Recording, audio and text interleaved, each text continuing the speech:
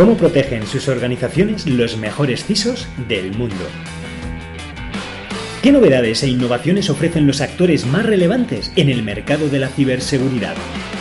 ¿Hacia dónde están impulsando el sector los gurús y expertos más destacados? Bienvenido a Eleven Paths Radio.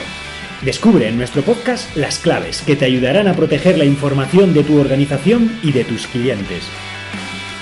Mi nombre es Gonzalo Álvarez Marañón y te acompañaré en este programa junto a las voces más influyentes en el panorama actual de la ciberseguridad.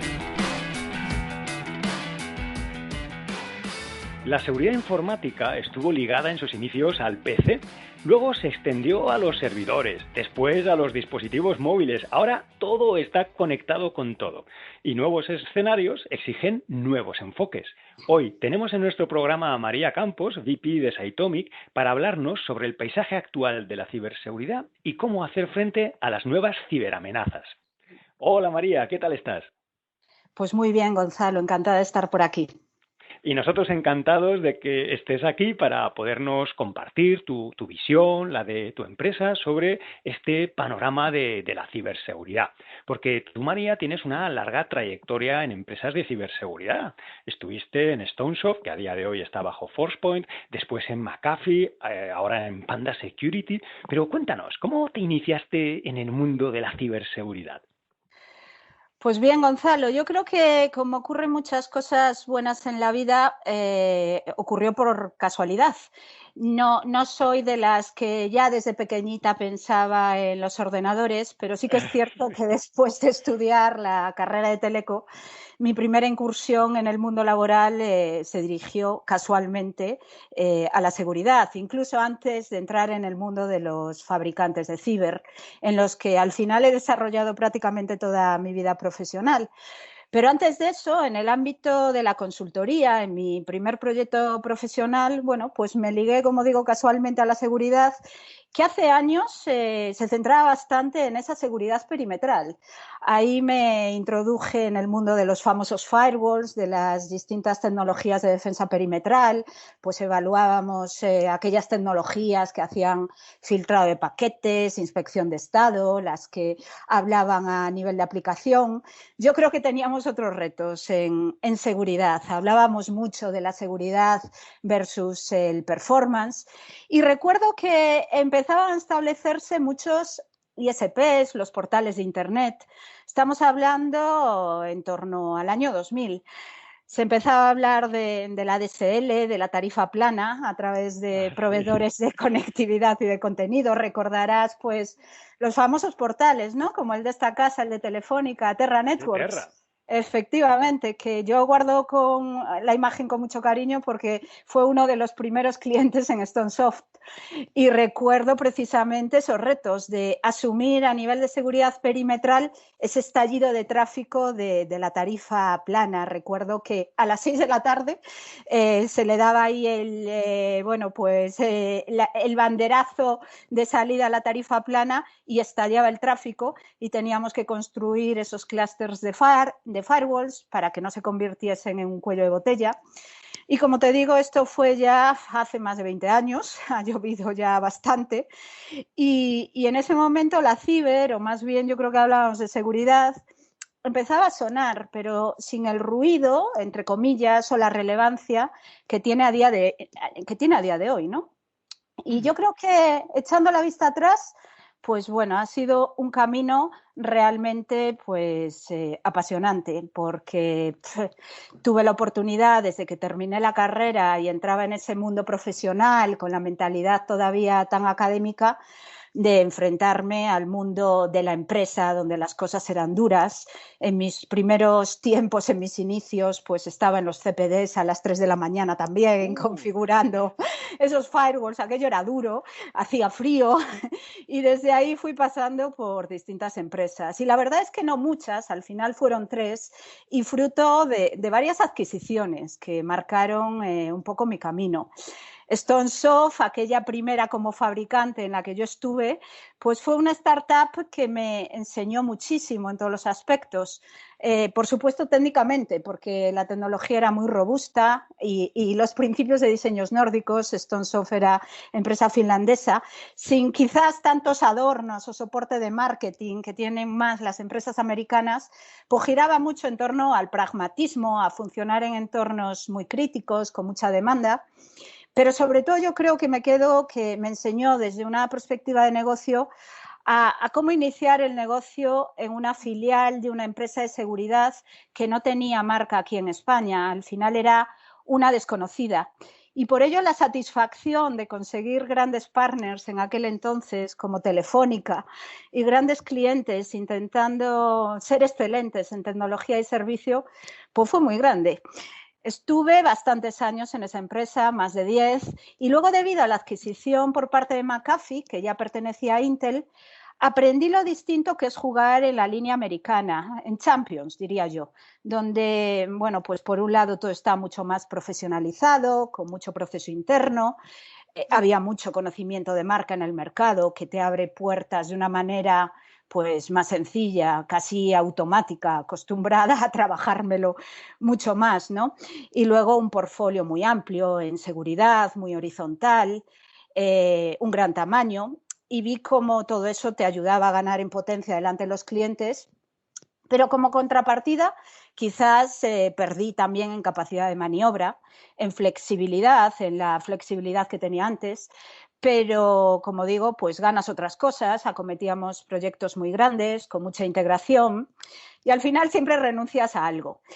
Y ya así como último paso, después de esos años entre McAfee e Intel, porque McAfee pertenecía a Intel, hubo ahí, bueno, también varios cambios de marcas, que si McAfee, Intel Security, surgió la oportunidad de Panda Security como una apuesta diferente por fabricante español, con I+D en España, que es un cambio radical cuando trabajas en una americana en la que el I+D está centralizado principalmente en USA y al final tu capacidad de interlocución o influencia en producto, en roadmap, en desarrollo, en definitiva, es muy limitado porque España no suele ser un mercado core para la empresa americana.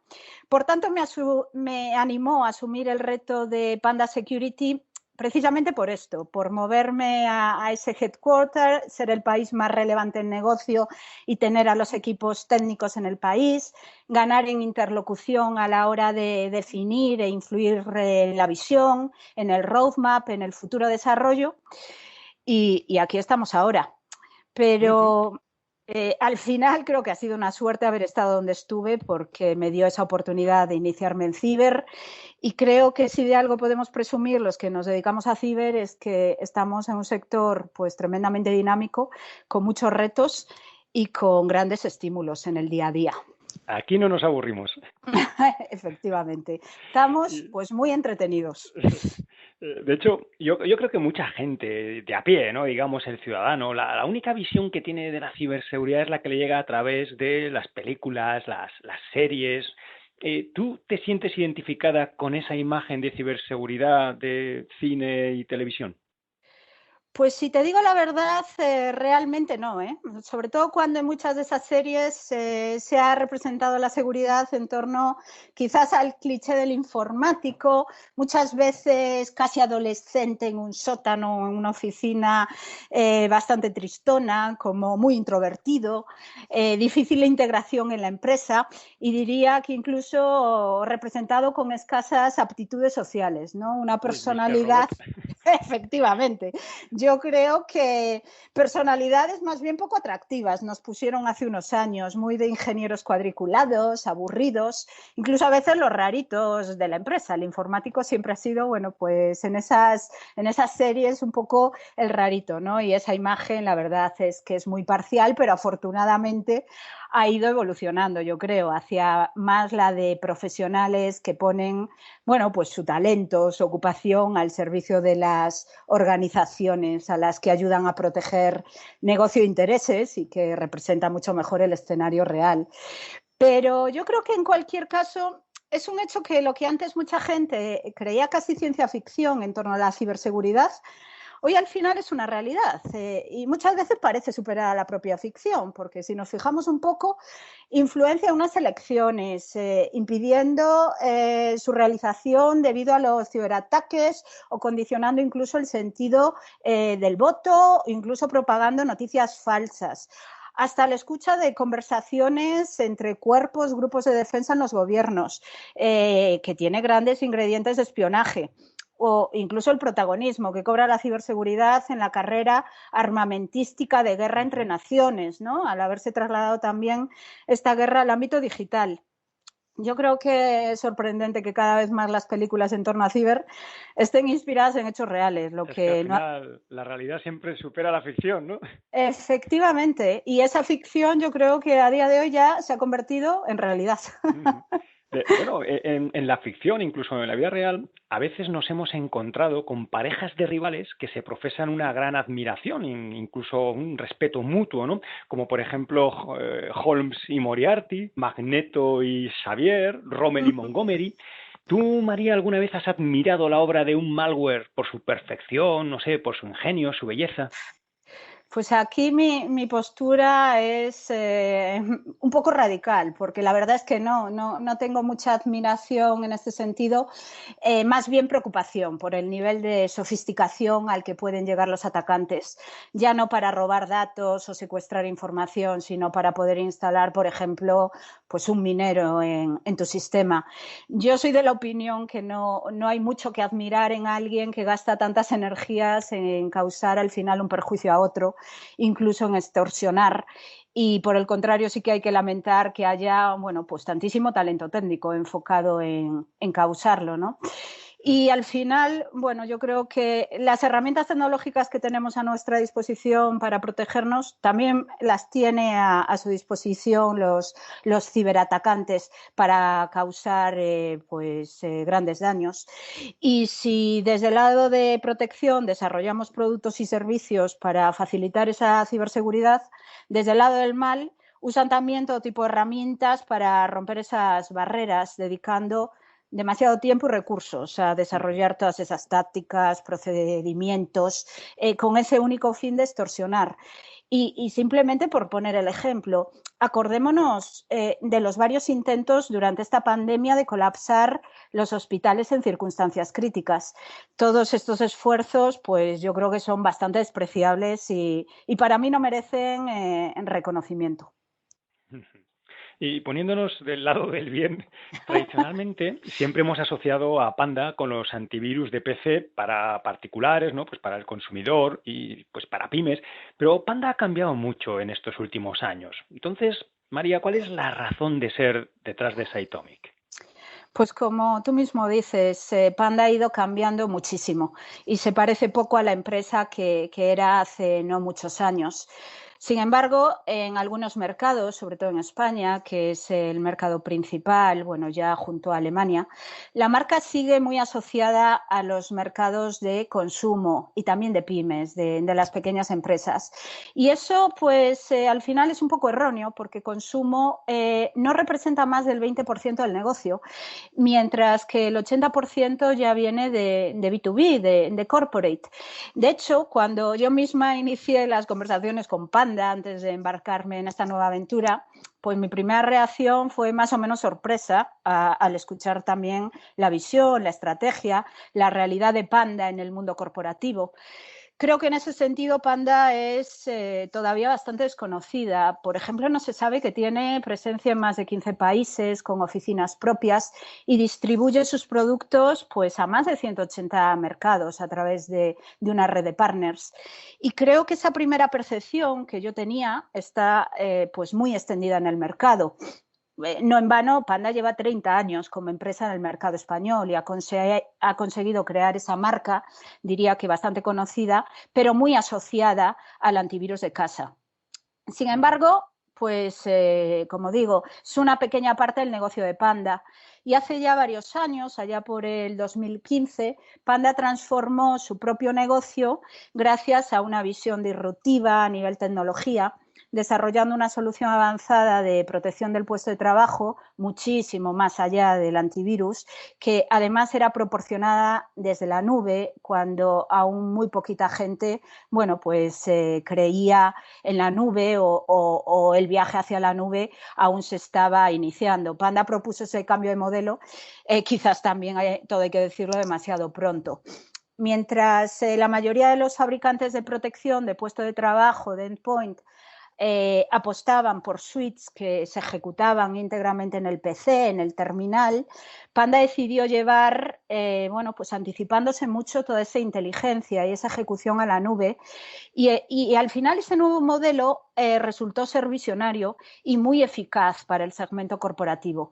Por tanto, pues se inició toda una apuesta por dar a conocer este modelo, por implementarlo, porque tenía unos resultados realmente efectivos en términos de prevenir infecciones por malware en las grandes empresas. Sin embargo, todo hay que decirlo, la primera reacción, por otro lado, también muy entendible de muchas grandes empresas fue asociar pues, la marca Panda, como estamos diciendo, al antivirus de consumo y ha hecho que muchas de estas empresas hayan tenido esa predisposición negativa a dar una oportunidad a la tecnología porque Panda, bueno, pues viene con esa mochila de marca de consumo que tiene asociada, ¿no?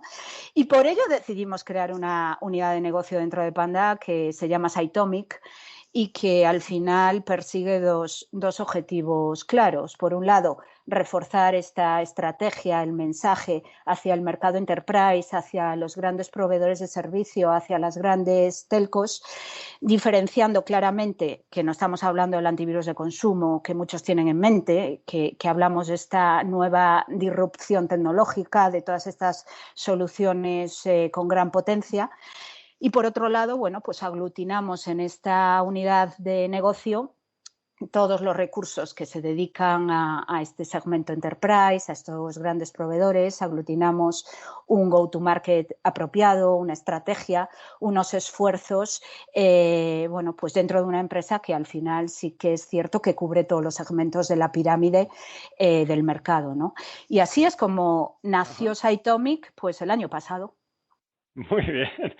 Y bueno, que de hecho este año se celebra 30 aniversario. Aniversario, ¿no? De Panda, efectivamente. Que yo es que soy de Bilbao y yo conocía a Mikel Urizar Barrena, o sea, hace ya muchos años sí, de Durango.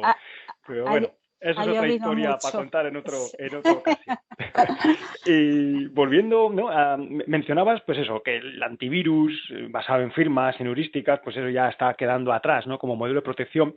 Pero, ¿cómo está evolucionando entonces ahora la protección del endpoint? Y el endpoint entendido en el sentido amplio, ya más allá del PC, del laptop, los dispositivos móviles.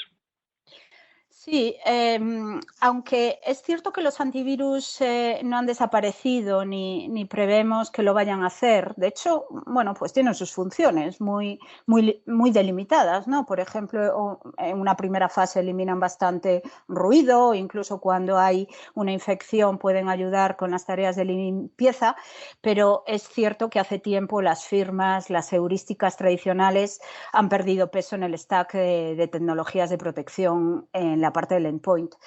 Y hoy vemos que la industria está tomando un camino, bueno, que en nuestro caso, como digo, con todo este movimiento hacia la nube, iniciamos ya hace varios años, pero yo veo 4 tendencias, por resumirlas de alguna forma. En primer lugar, arquitecturas en cloud, salvo un agente de protección, un agente ligero que se instala en cada endpoint, el resto de la infraestructura se mueve a arquitecturas nativas de nube. Esto permite no solo una gestión y una protección más ágil frente a nuevos ataques, sino una gran capacidad de procesamiento, de inteligencia basada en nuevas herramientas como la inteligencia artificial, que nos permite prácticamente en tiempo real tomar decisiones que antes impactaban mucho al performance de la máquina y, por tanto, a la experiencia del usuario.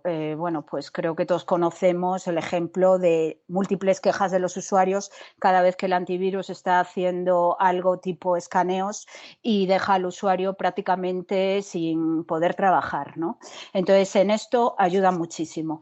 Por otro lado, vemos que convergen las tecnologías de EPP o el Endpoint Protection, al final el antivirus, y las tecnologías más avanzadas, las de protección avanzada, lo que llamamos el EDR, nuestra jerga, al final se traduce en ese Endpoint Detection and Response. Y todo esto converge en una misma arquitectura.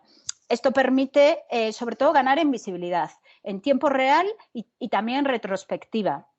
Que al final te lo da esta solución de protección avanzada y te permite descubrir, investigar ataques de todo tipo, pues analizando toda la telemetría que nos hemos subido de los procesos. Luego, también vemos que hay una integración de una parte de servicios como parte de la solución avanzada de protección del puesto, enfocados a facilitar esa propia detection and response. Nos vamos hacia servicios que llamamos MDR, Managed Detection and Response. Ya no solo hablamos de prevención y detección, sino que la respuesta y que los servicios que el cliente puede recibir ante el despliegue de una solución avanzada, pues van mucho más allá, ¿no? En esa respuesta también a posibles incidentes. Y por último, diría que hay una cantidad de integración de tecnologías, de hardening del endpoint, de securización fuerte del puesto de trabajo, en las que se eliminan todo lo innecesario en el proceso de seguridad. Por ejemplo, en nuestro caso, llevamos desde ya el 2015 ofreciendo lo que llamamos el servicio Zero Trust, de clasificación del 100% de los ejecutables de las aplicaciones. Esto significa que no dejamos que se ejecute nada que no conocemos y que no es confiable.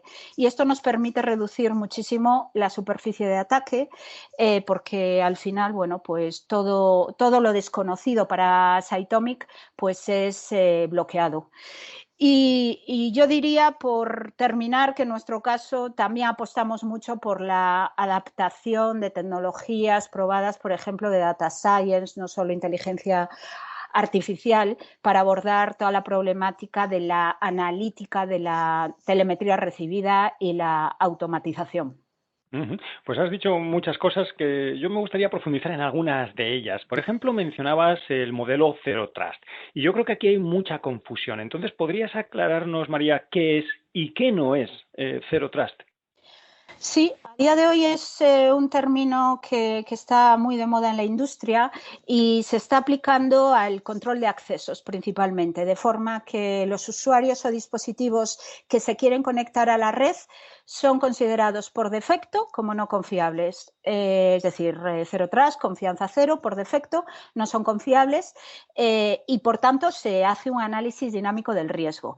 Por ejemplo, si me estoy conectando en horas de oficina desde un dispositivo habitual y que cumple con una configuración segura, podré acceder mediante una password. Pero si me estoy conectando fuera de horario o desde otro lugar no habitual, por poner otro ejemplo, pues me pedirá la password y una autentificación o una autenticación adicional, el doble factor.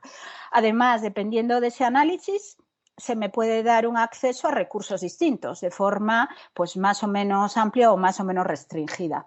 En nuestro caso, pues vamos un poco más allá en la aplicación de este enfoque o servicio Zero Trust, aplicando este mismo principio a los programas ejecutables. Quiere decir que por defecto no confiamos en los ficheros ejecutables y en realidad en nada que no conozcamos previamente, otra vez esa confianza cero, y por lo tanto lo bloquearemos hasta que sean clasificados. Nosotros, en este caso Cytomic, que es el encargado de gestionar ese riesgo, darlo como servicio de forma pues desatendida para el cliente y sin dejar la responsabilidad, como pasaba en muchas ocasiones, pues por ejemplo en manos del administrador. Y los programas que sí conocemos y que dejamos que se ejecuten, pues son monitorizados de forma continua en tiempo real y tampoco les permitimos que realicen acciones no confiables.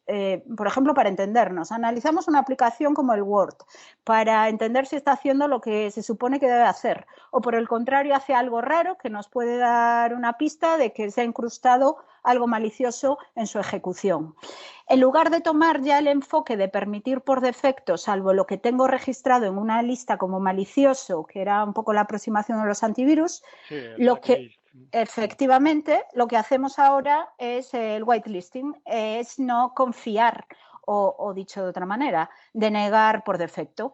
Y con este enfoque, ¿qué ganamos? Pues vamos acompañando, gracias a un sistema muy automatizado de clasificación de ficheros, pues prevenimos con un grado de éxito muy alto prácticamente todos los ataques que lleven malware. Esto es importante, o el tipo ransomware, porque luego hay muchos ataques que no llevan malware o que no llevan todas estas piezas, ¿no? Y bueno, como digo, para nosotros este enfoque, que fue el nuevo enfoque que se lanzó en 2015, supuso el punto de inflexión en la empresa. Las infecciones por malware, aunque cada vez hay más intentos de ataque, prácticamente son inexistentes entre nuestros clientes. Y como digo, una de las claves es que no estamos como hasta ahora solo con decisiones binarias, ya sea respecto a programas o accesos, sino que monitorizamos constantemente la situación para ver que, aunque tengamos, por ejemplo, el Word autorizado, si realmente nos está intentando colar algo que haya modificado el comportamiento de la aplicación. Y bueno, como digo, esto es efectivo, pero ahora nos enfrentamos a otros retos: ataques sin fichero, uso de programas legítimos, etcétera, etcétera.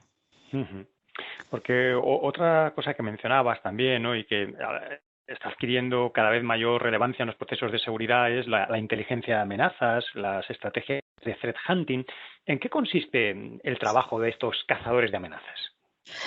Sí, pues fíjate que gracias al threat hunting, todo lo que en nuestro caso no somos capaces de tratar adecuadamente con el modelo Zero Trust, porque decía que en el modelo Zero Trust pues realmente paramos todos los ataques con malware, o bueno, pues prácticamente no tenemos infecciones. Cuando hablamos de ataques sin malware, de comportamiento, de uso de aplicaciones legítimas, pues entra y cobra mucho protagonismo, como bien dices, el threat hunting. Pero yo creo que el término threat hunting no se está utilizando siempre de forma correcta. Muchas veces hablamos de threat hunting cuando en realidad queremos decir threat detection o detección de amenazas. ¿Y cuál es la diferencia fundamental? El threat hunting, en sentido estricto, pues se basa en formular hipótesis por parte de los analistas en lugar de utilizar indicadores de ataques conocidos o indicadores de compromiso, como hace el threat detection. Entonces, en el threat hunting, la hipótesis puede versar, por ejemplo, sobre una secuencia de eventos muy específicos en el comportamiento de un programa, en un contexto específico. Y el analista busca esa secuencia en toda la telemetría e indaga si realmente su hipótesis se acaba validando o no, para ver si se trata de un ataque o no. Lo importante es que no parte de unos indicadores conocidos, como se hace en la parte de threat detection, sino que parte pues de información a través de threat intel, de su propio conocimiento, de su experiencia, incluso de su propia intuición como analista. Y en nuestro caso, por ejemplo, como diferencial es que vamos almacenando la telemetría de los procesos 12 meses, que es un tiempo realmente diferencial, y con ello los analistas pueden lanzar hipótesis de forma retrospectiva, pues teniendo un volumen de datos realmente relevantes. Además, dentro del offering de Cytomic, nosotros proporcionamos por defecto ese threat hunting que llamamos horizontal, donde estamos investigando, como decía, de forma continua para todos nuestros clientes indicadores de ataque para complementar ese servicio de Zero Trust que comentaba antes. Y entonces, dentro de vuestra nueva estrategia como Cytomic, ¿qué otros tipos de servicios de seguridad gestionada estáis ofreciendo ahora a la gran empresa? Bueno, en primer lugar, nosotros como fabricante creemos que el offering adecuado debe partir de una combinación de producto y servicio, y servicios que estén incluidos por defecto. Mencionaba hace un momento servicios como el de Zero Trust o este Threat Hunting de primer nivel, que incluimos como complemento y que es lo primero que aporta desde nuestra perspectiva un valor diferencial al producto. Gracias a la experiencia de nuestros laboratorios, pues damos un poco ese carácter diferencial de madurez frente a las aproximaciones un poco más tradicionales en las que vendes el producto y de alguna forma como fabricante te retiras hasta que, bueno, pues tienes que manejar las incidencias de soporte o, bueno, te quedas un poco detrás, ¿no? Para los servicios gestionados más específicos, contamos con partners como vosotros, como 11pads. Nosotros damos ese primer nivel de servicio de threat hunting más genérico en un 8x5 y para proporcionar lo que llamamos la última milla, para adaptarse más a la realidad del cliente, bueno, pues contamos con partners especialistas de servicio, como digo, como 11pads. Además es un área de gran crecimiento donde vemos que hay una gran escasez de recursos especializados, con lo cual nos proporcionáis una gran escalabilidad. Adicionalmente, trabajamos mucho en el área de servicios MDR, que comentábamos antes, el Managed Detection and Response, utilizando, bueno, pues nuestra tecnología como la parte, un poco la piedra angular del servicio, tanto en esa parte de prevención como en la detección y respuesta, investigación, ¿no? Y colaboramos muchísimo con vuestro CSIRT para todos los procesos de respuesta a incidentes, gracias a la visibilidad y a la capacidad de investigación de la plataforma. Pues siguiendo con este tema, ¿no?, de los servicios gestionados, yo creo que no conozco ninguna empresa que tenga sus propios guardias de seguridad en plantilla. Todas las empresas, hasta donde yo sé, lo subcontratan con empresas especializadas en proveer este servicio de seguridad física. ¿Tú crees que se va a producir una externalización semejante? ¿Todas las empresas terminarán externalizando sus servicios de ciberseguridad en MSSPs? Pues yo creo que la tendencia, y así lo demuestran muchos informes del crecimiento de estos servicios más especializados de MDR, es que al final tiene que haber una externalización, porque hay algo claro en la industria, que es la escasez de talento y la escasez de profesionales. Y estamos asistiendo, bueno, pues a este incremento exponencial en ataques, en sofisticación, en complejidad. Y hay muchos controles que poner dentro de la organización para tener, bueno, pues una arquitectura realmente fuerte. Entonces, yo creo que veremos un apoyo cada vez más creciente en toda esta parte de servicios de Managed Detection and Response, en la ayuda en toda la parte de Incident Response, porque al final bueno, pues ya juega un papel clave en la estrategia de las empresas, la ciberseguridad como habilitador de negocio, y sin embargo nos enfrentamos, bueno, pues a esa escasez de recursos o esa incapacidad de tener tantos recursos de tanto nivel dentro de nuestro presupuesto. Entonces vemos que es una tendencia, bueno, que se convierte en una realidad. Está claro que la nube trae muchísimos beneficios, ¿no? Y externalizar la ciberseguridad también, vamos a decir, como servicio es algo muy positivo, pero también tiene sus riesgos, porque la nube implica una pérdida de control sobre los propios datos. Entonces, María, ¿qué importancia dan vuestros clientes a que vuestra nube con sus datos esté en territorio europeo?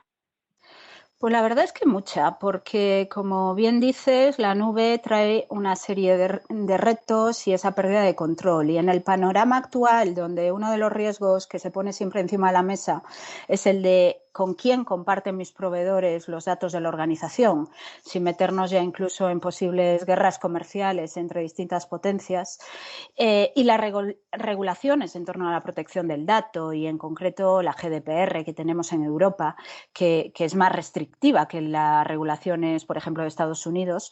Creo que es un hecho muy relevante, al menos para las empresas europeas que manejan datos muy sensibles, pues gobiernos, bancos, toda la parte de healthcare, de insurance, mantener los datos en territorio europeo y seguir regulación GDPR, por contraposición un poco a proveedor americano, ¿no? Gracias a esta naturaleza europea, Por ejemplo, en nuestro caso, no hemos tenido que cambiar la taxonomía de los datos cuando hablamos de GDPR, ya que nacemos un poco con el entorno. Por otro lado, si hablamos de anonimización de información, derecho al olvido, es más restrictivo en Europa que en Estados Unidos, también gracias a la propia GDPR. Con lo cual creemos que los estándares de seguridad que seguimos son de los más fuertes. Y como punto importante adicional para nosotros, el hecho de ser fabricante español, ya no solo europeo, nos facilita la colaboración con entidades como el CCN, el Centro Criptológico Nacional, y en la adecuación al esquema nacional de seguridad. Entonces, ayudamos a los clientes en ese viaje de adecuación. Por lo tanto, es un punto que sobre todo los clientes pertenecientes a administración pública, pues lo ven de una gran relevancia. Y bueno, antes mencionabas cuando hablabas de tu trayectoria que algo que te atraía de este paso, ¿no?, a Panda era pues esa I+D que estaba en territorio español. Entonces, ¿cómo entendéis vosotros la innovación? ¿Más hacia el desarrollo interno o hacia compras de startups y empresas consolidadas?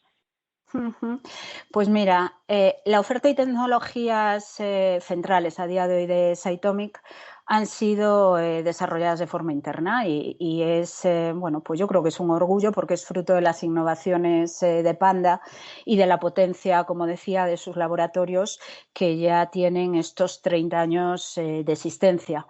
El hecho, además de proporcionar soluciones tanto a nivel consumo como a nivel corporativo, pues nos da una huella muy grande y una inteligencia sobre todo colectiva muy potente gracias a los millones de endpoints que tenemos desplegados a nivel global. Entonces, Panda se enorgullece mucho, y ahora Cytomic, de esa trayectoria de innovación que ha existido en la empresa, reforzada desde ese viaje a la nube que comentábamos hace un momento, ¿no?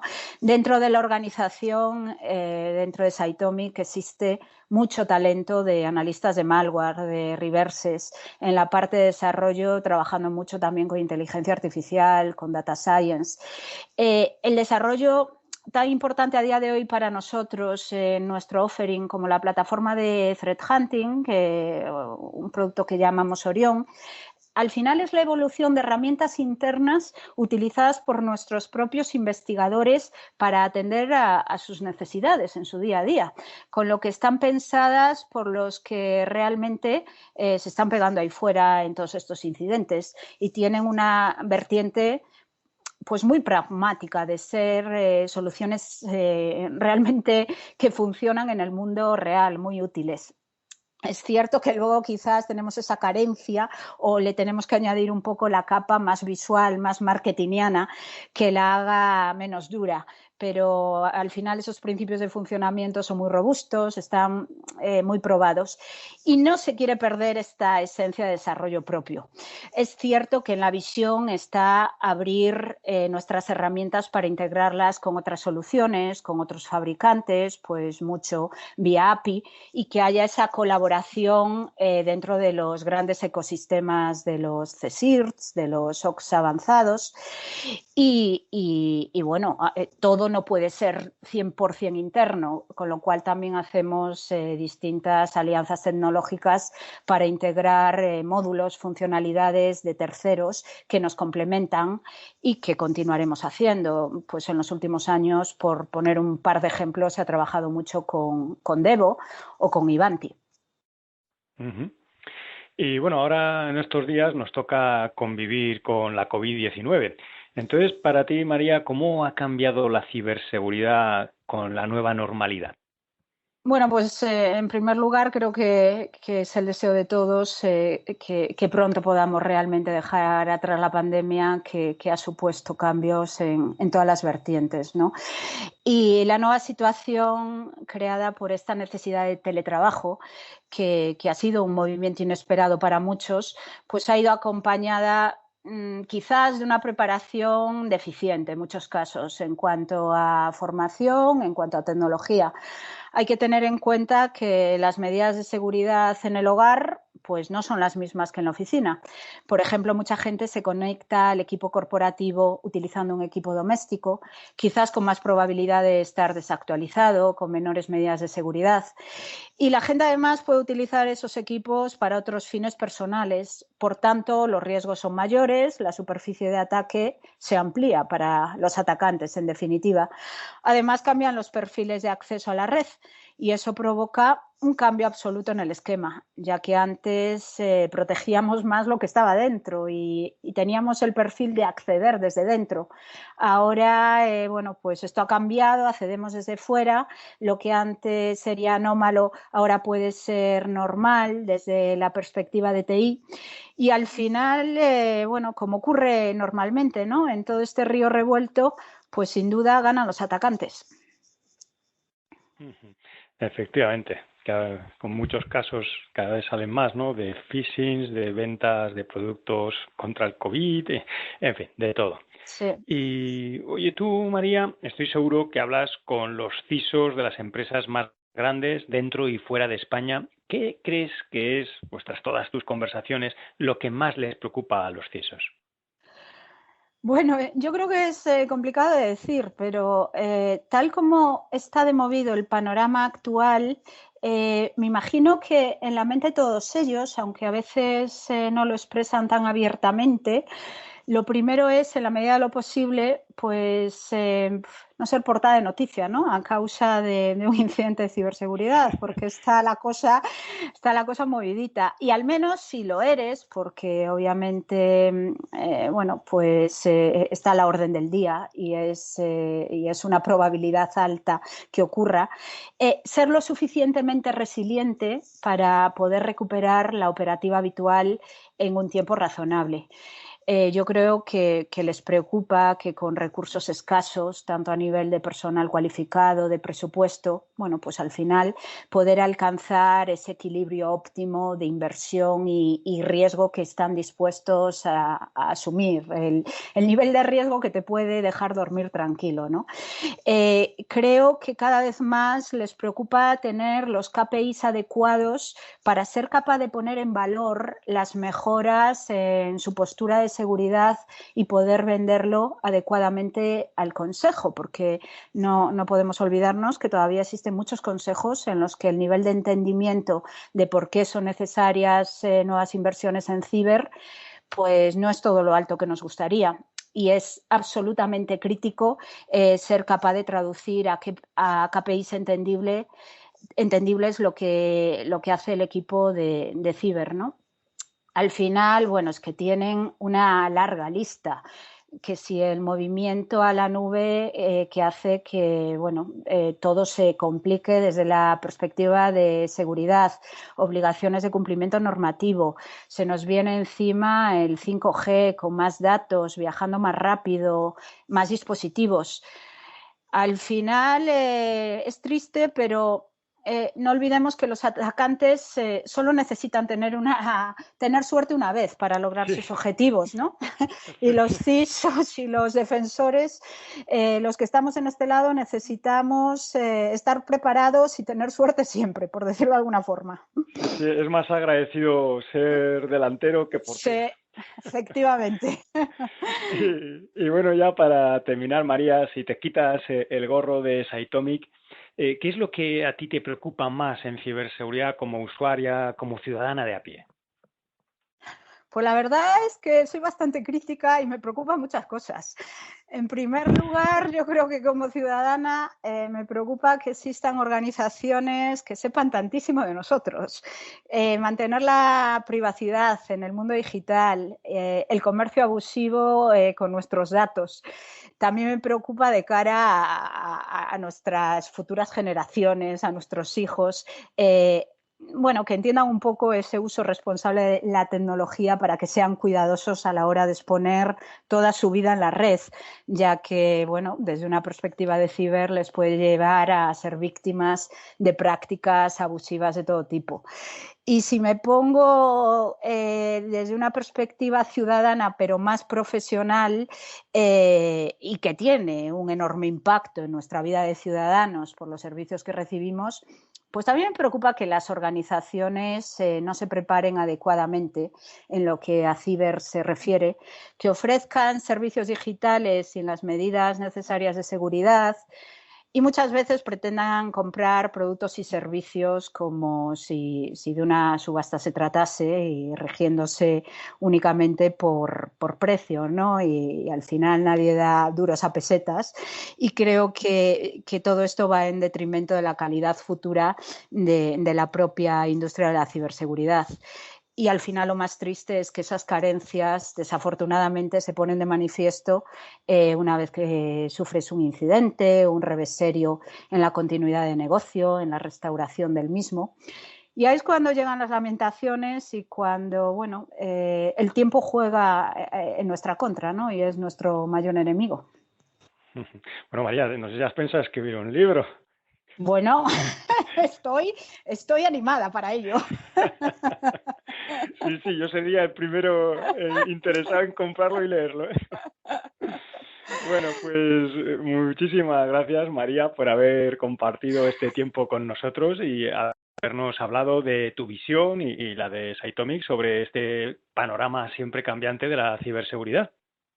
Pues un placer, Gonzalo, y muchas gracias por contar con nosotros. Eleven Paths Telefónica es también un partner de primer nivel y estamos encantados de poder colaborar. Gracias. Gracias a ti. Y también tú que nos has estado escuchando, muchas gracias por tu atención. Te animamos a que sigas descubriendo nuevas pistas sobre cómo proteger tus activos más valiosos aquí en nuestro podcast Eleven Paths Radio y en todos los recursos gratuitos de nuestra página web. Hasta el próximo episodio.